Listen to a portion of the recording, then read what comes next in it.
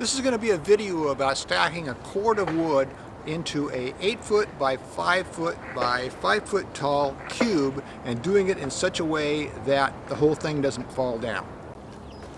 Okay, so the first thing you need to do for to build the foundation for doing your firewood cube is you have to build like a foundation. And what I do is I put it on these concrete blocks, which you can get, like at any lumber yard or a place like that. I take the cubes and I put them in a pattern that's kind of like the structure that you're going to have. So you're going to build a frame that is like 5 feet by 8 feet.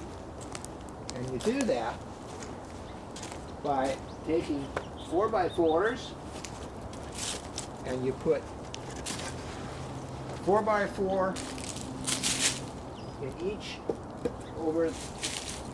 These are set in rows of 3 and 3, and so you take and you put 4x4s over them, and you're building basically a box.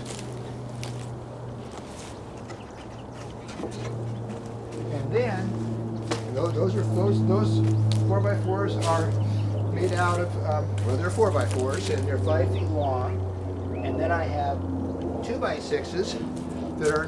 These are 7 feet, but 8 feet would probably be better. And you put the 2x6s or 2x4s, those work just as well. And you set them, with a space between each one, and that way, there will be air can circulate between your wood, and it will help it, burn better in the winter time. And so what you do is you just keep adding these until you have a pallet that you sit your wood on.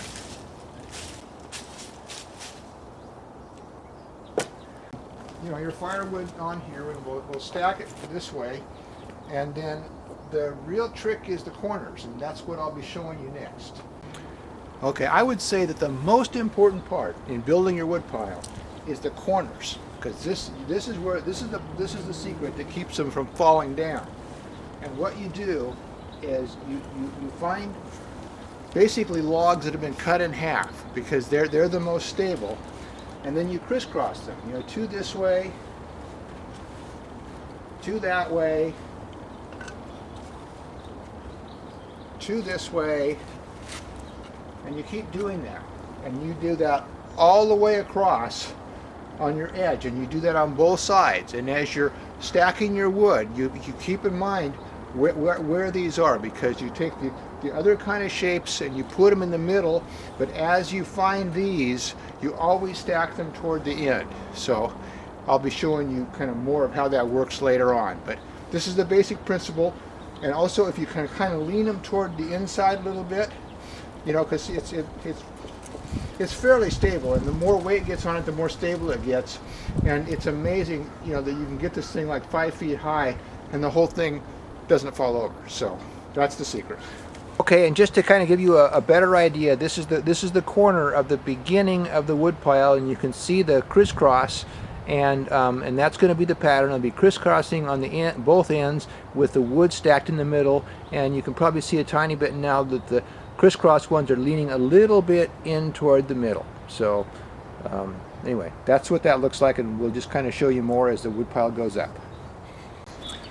Okay, another important thing to keep in mind is as you're stacking your wood, you're going to come across some oddball pieces that look, something like this that won't stack real well, and pull those off to the side, because they're just going to, they're going to just mess up your whole stack. So you kind of just save those to the end, and then throw those on the top. If you've got a piece like this that just kind of has a little thing sticking down, sometimes you can find a place in your stack where it'll fit in like that, and that'll be okay. And and then it can make it a nice tight fit. So that's kind of important. If you have pieces that are on unusual shape, save them and then just toss them on the top. Okay, the wood pile is finished, and it's about 4.5 feet at its highest point, and it's like really solid, so it could even go taller than that. But it's basically a good solid wood pile, and the secret is basically kind of practice and experience and how to kind of put the wood together. But the basic techniques I've shown you should make it so that you could do a nice solid wood pile if that's what you're inclined to do. So here's the picture of the final product.